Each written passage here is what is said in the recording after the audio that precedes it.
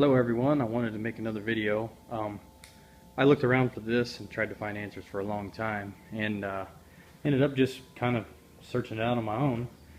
This video is going to be about the way I hooked up my subwoofer onto my factory stereo.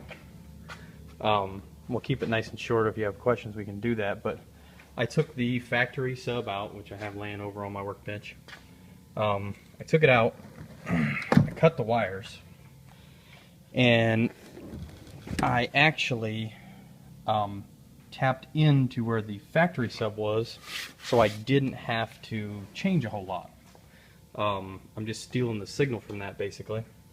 You can see I have a Kicker 500 watt amp, 500 by 1. The reason I went with Kicker was because you don't have to run a remote wire. It just senses audio volume and turns the sub on itself.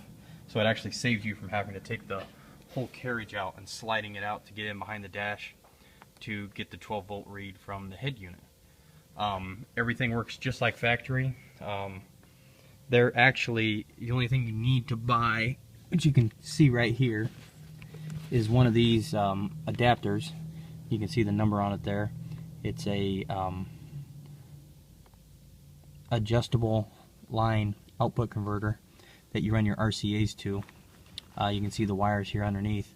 Actually, don't use one set of them, and then the other two you just splice in. You can see here where I spliced them.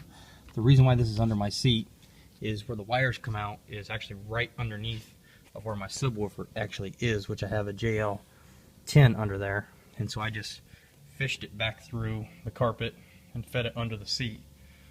So I don't have that underneath my sub.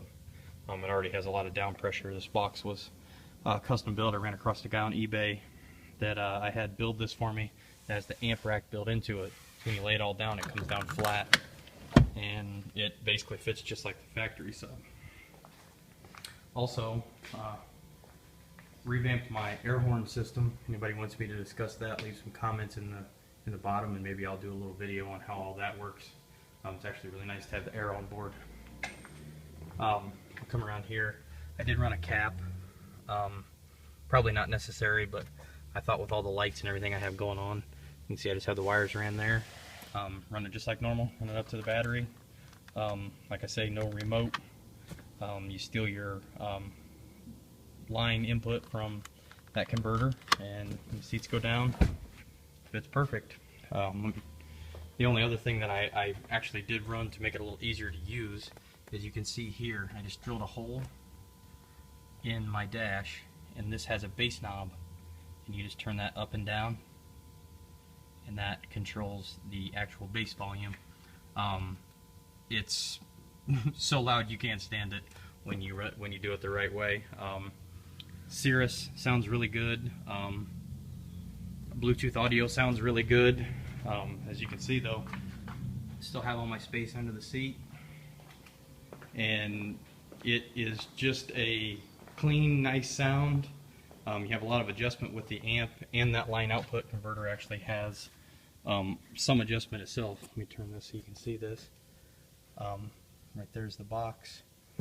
Like I say, I've got a lot of room on that side. It takes up about the same amount of room as the factory did. Right here's a shot of what it looks like from the side. Jump up here and show you a little something from the front. I put my old front emblem from the front of the truck on there, just something to jazz it up a little bit. And you can see the cap there. Always gives me a good readout. But like I say, no changes up front. Everything's stock. Thank you.